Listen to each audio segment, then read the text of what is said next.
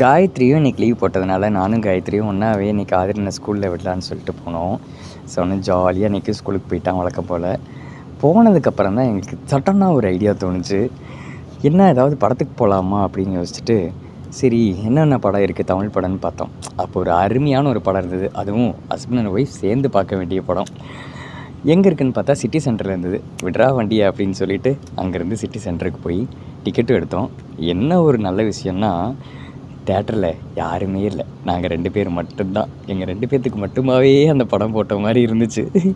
So ஆனால் இந்த படத்தை பற்றியும் சொல்லணுன்னா ரொம்ப நல்லா இருந்தது.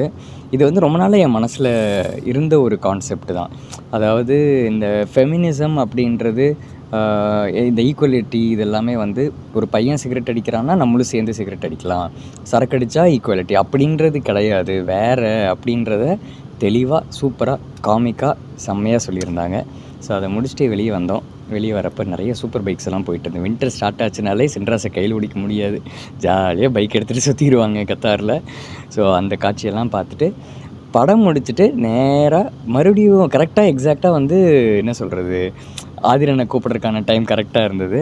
முடிச்சுட்டு ஆதிரனையும் கூப்பிட்டு போகிறதுக்கு முன்னாடி ஒரு டீ சாப்பிட்லான்னு மிஸ்டர் இட்லியில் சுட சுட வெங்காய பஜ்ஜியும் சாப்பிட்டு ஆதிரனை வந்து பிக்கப் பண்ணிவிட்டு வந்துட்டோம்.